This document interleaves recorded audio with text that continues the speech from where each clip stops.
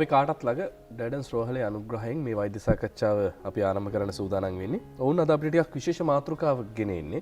මොකද ලෝක මව්වරුන්ගේ දිනයත් ළඟ ළඟම එනකොට අපි කැමති නැහැනේ අපේ අම්මලා තාත්තලා වයසට යනවට. නමුත් අවාසනාවකට අපිට ඒ දේ නවත්තන්න බෑ. ඒක දිගටම සිද්ධ වෙනවා. ලෝක ධර්මතාවය අනුව ඒක වෙනවා. හැබැයි අපිට ඔවුන්ගේ සැදෑ සමය අර ශරීර සෞඛ්‍යයෙන් පිරිපුන්ව ශරීර සෞඛ්‍යයෙන් අර අවමතනකට යන්නේ නැති වෙන්න ඔවුන්ට යහපත් ජීවිතයක් දෙන්න තරුණ පරම්පරාව විදියට අද තාක්ෂණයත් එක්ක අපිට හැකියාව තියෙනවා. අද අපි කතා කරන්නේ අපූර්ව මාතෘකාවක් පිළිබඳව. ඔබ මේ මාතෘකාව පිළිබඳව සමහරලාවට සමාජය තුළ කතිකාවතක් ගොඩනැගෙන දැකලා නැතුව ඇති. කතා කරන්න සූදානම් වෙන්නේ මාත් අදම හැවි වෘද්ධ රෝග පිළිබඳව. වෘද්ධ රෝග විශේෂඥ සිතිර සෙනවිරත්න අපේ වෛද්‍යතුමා ඉන්න අපිත් එක්ක ආයුබෝවන් සුබෝදෑසන. ආයුබෝවන්. මේ නම ටිකක් අලු. මොකක්ද මේ වෘද්ධ කියලා කියන්නේ? වෘද්ධ රෝග වෛද්‍ය විද්‍යාව කියලා කියන්නේ ඔබ කිව්වා වගේ අපේ වයස්ගත වීමත් සමගම අපිට ඇතිවන ලෙඩ රෝග සාමාන්‍යයෙන් ටිකක් වෙනස්. සහ මේ ලෙඩ රෝග වලට ප්‍රතිකාර කරන අලුත් ක්‍රම දැන් ලෝකේ හොයාගෙන තියෙනවා. ඉතින් ලෝකේ නොයෙකුත් දියුණු රටවල් වල මේ වෘද්ධ වෛද්‍ය විද්‍යාව කියන ශාස්ත්‍රය ගොඩක් ප්‍රචලිතයි. ශ්‍රී ලංකාවේ දැන් ගොඩක් වයස්ගත වෙන ජනගහනයක් ඉන්නවා අපිට. ඒ නිසා දැන් අපි මේ සම්බන්ධ ප්‍රතිකාර ක්‍රම අලුතෙන් අඳුනලා දීමක් තමයි වෘද්ධ වෛද්‍ය විද්‍යාවේදී කරන්නේ. කතා කරනකොට දකුණු ආසියාවේ වැඩිම වැඩිහිටි සංඛ්‍යාවක් ජීවත් වෙන රටවල් අතරින් ප්‍රමුඛ තැනක් ඉන්නේ අපේ රට. එතකොට විශාල වශයෙන් අපේ ආයු කාලය යම්කිසි කාලයකදී වැඩිවීමක් ප්‍රතිශතයක් විදිහට තියෙනවා. දැන් මේ වෘද්ධ රෝග කියන එක එතකොට එන්න පුළුවන් කාරණයක්. අවුරුදු 60 පෙන්නට පස්සේ අපි හිතන දියවැඩියාව කියනවා, කොලෙස්ටරෝල් කියනවා, මේවා පරම්පරාගත දේවල් කියලා කියනවා. ඒ කියලා අපි පොඩ සුදුහුණු ගාගෙන මේක හංගනවා.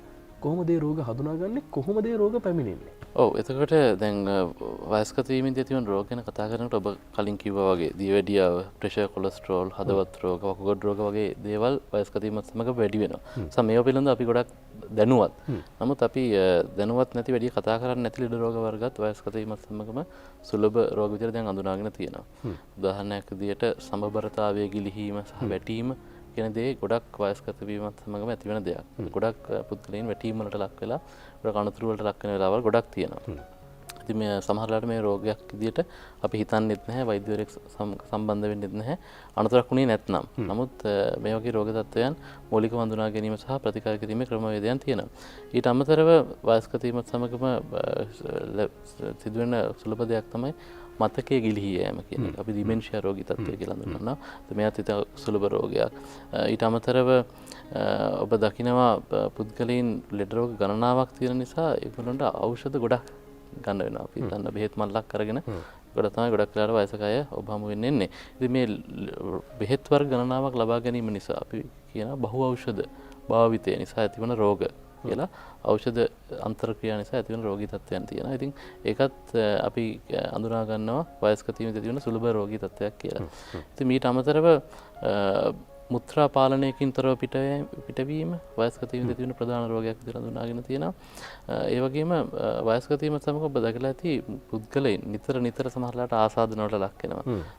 අපිට හොස්පිටල් එකට ඇඩ්මිට් කරගන්න එනවා කීප සැරයක්. සහ මේගොල්ලෝ රෝගයක් හැදුනට පස්සේ තරුණ කාලයේ වගේ ඉක්මනින් සුව වෙන්නේ නැහැ.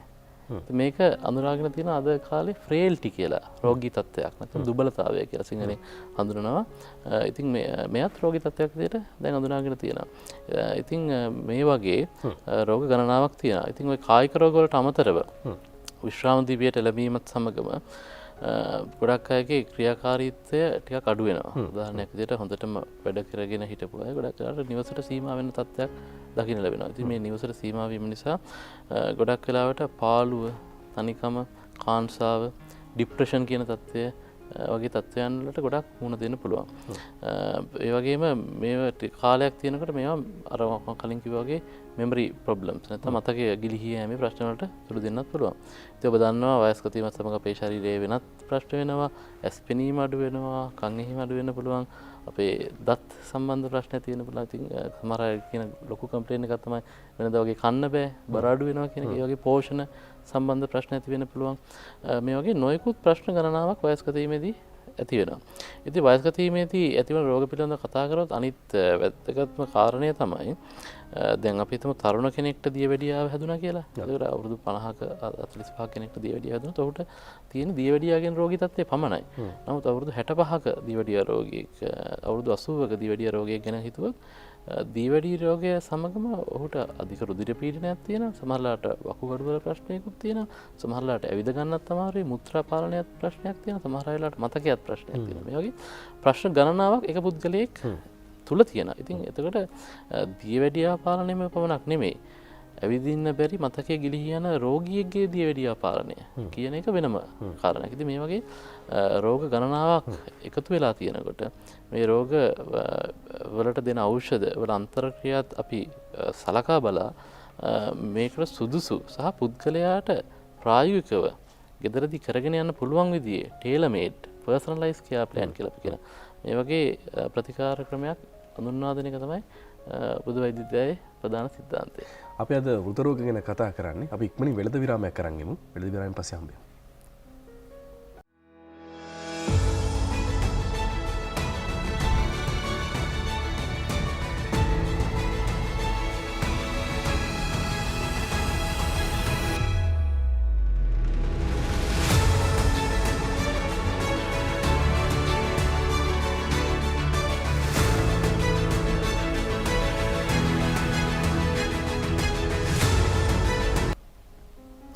ඩෙනස් රෝහලේ අනුග්‍රහයෙන් අපිට අද හෘද රෝග පිළිබඳව කතා කරන්න හැකියාව තියෙනවා. දැන් තාක්ෂණයේ දියුණුවේ අපි එක බ්ලඩ් ටෙස්ට් එකකින් අපි හිතන බ්ලඩ් ටෙස්ට් එකක් කියලා අපි ගිහිල්ලා බ්ලඩ් ටෙස්ට් එකක් කරන එක යූත් එකේ ඉන්න පුළුවන් නැත්නම් ඇඩල්ට් වෙන්න පුළුවන්. හැබැයි අපිට තියෙන රෙඩ රෝග පිළිබඳව අපි වාර්තාවක් ගන්නවා. දැන් ඉන්ෂුරන්ස් වලත් අපි සමානට ඔක දකිනවා. හැබැයි වෛද්‍යතුමනි ඔය කියන කතාවෙන් ඇත්තටම අපිට රෝග ටික හඳුනා ගන්න පුළුවන්ද? ඔව් ඇත්තටම දැන් රෝග ස්ක්‍රීනිින් නැත්තම් කලින් තිය අඳුනා ගැනීම සඳහා අපිට ලේ පරීක්ෂා සිදු කරන්න පුළුවන්. එතකොට ලේ පරීක්ෂා තියෙනවා, තවම ස්කෑන් වර්ග තියෙනවා, මේ ආදී වශයෙන් පුළුවන්. නමුත් ගොඩාක් ස්ක්‍රීනිින් ටෙස්ට් දැනට ඩිවෙලොප් කරලා තියෙන්නේ අර ගොඩක් වයස්ගතීමේදී ඇතිවන රෝග අඳුනා ගැනීමටවත් නෙමෙයි.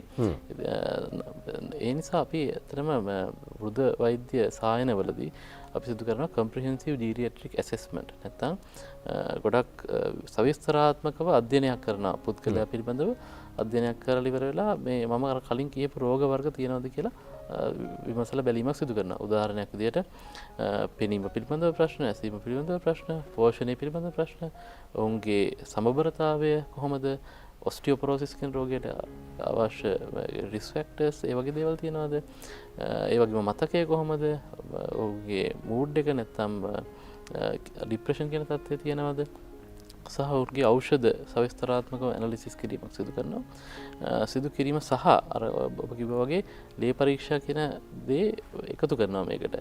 එකතු කරලා ඉවරලා කලින් කිව්වා වගේ දියවැඩියාව, ප්‍රෙෂර් ඒ වගේ රෝග තියෙනවද කියලා අඳුර ගන්නවා. මේ ආකාරයට ලේ පරීක්ෂාව පමණක්ම මේකට ප්‍රමාණවත් වන්නේ නැහැ. comprehensive geriatric assessment නැත්නම් මේ සවිස්තරාත්මක අධ්‍යයනය පුද්ගලයාගේ සිදු කිරීම අත්‍යවශ්‍යයි. ඉතින් ගොඩක් රටවල් වල සහ ලෝක සෞඛ්‍ය සංවිධානයෙන් පවා ඒක නියම කරලා තියෙනවා. අවුරුදු 60ට වඩා ඉක්මවලා තියෙනවා. ඔබ විශ්‍රාම දිවියට එළඹෙනවා නම් මේ වගේ ආකාරයේ comprehensive geriatric assessment එකක් සිදු කරගෙන ඔබට තියෙන වෘද රෝග, වයස්ගත වීමේදී ඇතිවන රෝග මූලිකව අඳුනා ගැනීම ඉතා වැදගත් කියලා. මොකද ඔබ දන්නවා රෝගයක් මුලින්ම අඳුනාගත්තොත් ඒකට ගොඩක් දුරට ප්‍රතිකාර කරන්න පුළුවන්. නමුත් ඔබගේ මතකයේ ගොඩක් ගිලිහිලා ඔබට සමහර වෙලාවට ඔබගේ ගෙදර පුද්ගලයන් අඳුනා ගැනීමට බැරි තත්ත්වයට වගේ තත්ත්වයට මතකයේ අඩුවීමක් වැඩි වුණොත් ඉතින් අපිට කරන්න පුළුවන් දේවල් ගොඩක් ලිමිටඩ්. ඉතින් ඒ නිසා මේ වයස්ගත වීමේදී ඇතිවන රෝග, සමබරතාවයේ ගිලිහී යෑම, මතකයේ අඩුවීම, මුත්‍රා සම්බන්ධ ප්‍රශ්න සහ ඖෂධ සම්බන්ධ ප්‍රශ්න මේවා සවිස්තරාත්මකව comprehensive geriatric assessment එකක් මගින් ඔබ ලබා ගත්තොත් අපිට ඒ සඳහා මූලික පියවර අරගෙන ඒවා වළක්වා ගන්න පියවර ගන්න පුළුවන්. දැන් ප්‍රශ්නේ තියෙන්නේ අර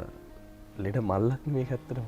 එතකොට සමහර වෙලාවට එක ලෙඩේකට ගන්න බෙහෙත තවත් ලෙඩකට ප්‍රශ්නයක් වෙන්න පුළුවන්. එතකොට පෙති අර කෝපයක් තියාගෙන අපි දැකලා තියෙනවනේ වයසක උදවියපොන ඒ තුනේ සමහර වකුගඩු ප්‍රශ්න වෙන්න පුළුවන්. කොහොමද අපි මේ දේවල් වළක්වා ගන්නේ? ඔව් ඇත්තටම දැන් අලුතෙන් අපි අඳුනා ගන්නවා ඔබ බෙහෙත් වර්ග 5ක් ඊට වඩා වැඩි ප්‍රමාණයක් ගන්නවා නම් අපි කියන එක ප්‍රශ්නයක් කියලා. අපි කියන පොලිෆාමසි නැත්නම් බහු ඖෂධ භාවිතය කියලා අපි හඳුන්වා දෙනවා. ඉතින් තමන් බේත් වැඩිපුර ගන්න තරමට අපගේ ශරීරයේ බේත් අතර තියෙන ප්‍රතික්‍රියා වැඩි. බේත් සහ අපේ ශරීර අවයවයන් අතර තියෙන ප්‍රතික්‍රියා වැඩි. ඉතින් අපි එක එක ලෙඩේ වෙන වෙනම ගත්තොත් තමයි මේ වගේ බේත් ගොඩක් ගන්න වෙන්නේ. උදාහරණයක් විදිහට දියවැඩියට බේත් පෙති 3යි. ප්‍රෙෂර් වලට බේත් පෙති 2යි. තව ලෙඩකට තව බේත්. එතන මේවා එකතු වෙලා යනවා. නමුත් අපි පුද්ගලයා දිහා බලලා පුද්ගලයාට දරා ගන්න පුළුවන් ප්‍රමාණය නිර්ණය කළා. ඒගොල්ලෝගේ අපි කියන අර කලින් කිව්වගේ ෆ්‍රේල්ටි ස්කෝර් එක බලලා. ඒ වගේම ඒගොල්ලෝගේ වකුගඩු තත්ත්වය සහ අනිත් ප්‍රශ්න බලලා බේත් වල තියෙන සයිඩ් ඉෆෙක්ට්ස් කන්සිඩර් කරලා ඔක්කොම බලලා ඉවරලා අපි කරනවා ඩී ප්‍රිස්ක්‍රිප්ෂන් නැත්නම් බේත් කපා හැරීම කියලා දෙයක් කරනවා. එහෙම කරලා පුද්ගලයාට පුද්ගලයාගේ ඕවර්ऑල් වෙල් බීන් එකට නැත්නම් සම්පූර්ණ ශාරීරික සුවයට වැඩිපුර සුදුසු විදියට බේත් වට්ටෝරුව සකස් කිරීමක් බුදු වෛද්‍යයේදී සිදු කරනවා. මේක අර වයස්ගත වීම කියන කාරණේ නෙවෙයි මෙතන ඔබට කියන්නේ. මෙතනදී කියන්නේ අපේ ශරීරය මේ ස්වභාව ධර්ම නිර්මාණය කරපු ශරීරයේ දේවල් සිද්ධ වෙනවා. එතකොට අර ඔබ වයසයි කියලා එක හිතන්න එපා. මේ දේවල් වළක්වා ගන්න පුළුවන්. ඔබ හරි පරීක්ෂණය හරි විදිහට කරොත් තමයි මේ දේ සිද්ධ කරගන්න පුළුවන් වෙන්නේ. ඩර්ඩන්ස් රෝහලට ගියොත් ඔබට මේ දේ කරන්න පුළුවන්. මොකද නැත්තම් ඔබ ගිහිල්ලා රුධිර පරීක්ෂාවක් කරලා වෙනම ඒකින් ඔබ හිත හදා ගන්නවා නම් ආ මට මෙහෙම දෙයක් නැහැ කියලා නැහැ. ඊට වඩා දේවල් තියෙනවා. අපිට ඇට මිදුළු වල ප්‍රශ්න තියෙනවා. මේ ශර්වාංගයේ ප්‍රශ්න තියෙනවා. ඉතින් වෛද්‍යතුමත් එක්ක අපි කතා කරේ ඒ පිළිබඳව වෘද රෝග පිළිබඳව අවසාන වශයෙන් වෛද්‍යතුමනි වයස්ගත කවුරු හරි ඉන්න පුළුවන්. එහෙම නැත්නම් අපේ පරම්පරාවේ කෙනෙක් ඉන්න පුළුවන් වයස්ගත අම්මා කෙනෙක් තාත්තා කෙනෙක් ඉන්න. මොකක්ද දෙන්න තියෙන පණවිඩය? ඔව් ඇත්තටම වයස්ගත වීම කියන එක පුද්ගලයන් පුද්ගලයාට වෙනස් වෙනවානේ. සමහර අය වේගින් වයසට එනවා, සමහර අය හිමින් වයසට එනවා. ඉතින් අපි නිවැරදි දේ කරගෙන රෝග අඳුනාගෙන මුලින් ප්‍රතිකාර කරොත් වයස්ගත වීම අපිට හිමින් කරගන්න පුළුවන්. නිරෝගීම වයස්ගත වෙලා තමන්ට අවසාන කාලය වෙනකන් ස්වාධීනව ජීවත් වීමට සකස් කරගන්න පුළුවන් කියලා මතක් කරන්න කැමතියි. අවුරුදු 40ක් ඔබ රටට වැඩ කරලා අර මහන්සි වෙලා සල්ලි හම්බ කරලා රටේ ආර්ථික ඉස්සරහට ගෙනාවට පස්සේ ඔබ අපි එහෙම නේක්සියෙන් අත්තරින්නේ නැහැ. අපි ඔබ රැක බලා ගන්න. ඔබ ඩර්ඩන්ස් රෝහලත් එක්ක සම්බන්ධ වෙනවා නම් ඔබට මේ විස්තර ටික තිරේ දිස් වේවි. ඩර්ඩන්ස් රෝහලත් එක්ක සම්බන්ධ වුණොත් ඔබට ඔබේ පරීක්ෂණ සියල්ලම කරගන්න පුළුවන් හරිම ප්‍රමිතියෙන් යුතුව 076යි 66යි 72යි 606 076යි 66යි 72යි 606 කියන දුරකථන අංකයට කතා කරොත් ඔබට වැඩිදුර විස්තර දරගන්න පුළුවන්. අර හරිම පරීක්ෂණ ටික හරිම තැනින් කරගන්න. එහෙම නැත්නම් නමට පරීක්ෂණ කරලා අමාරුවේ වැටෙන්න එපා කියන පණිවිඩය ඔබට දෙන්නයි අපි සූදානමින් සිටින්නේ. ඉතින් ඔබ අපිට වටිනවා වැඩිහිටි පරම්පරාව විදියට ලෝකමවුරුන්ගේ දින ඉස්සරහට එනවා.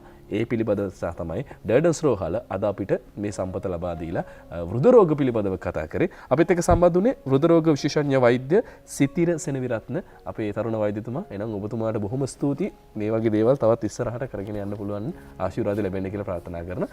අපි සූදානම් කෙටි විරාමයක් අරගන්න. විරාමයෙන් අනතුරුව නැවතත් අපේ නුග සෙවණේ ඊතුරු සෙග්මන්ට් වලින් හම්බෙමු.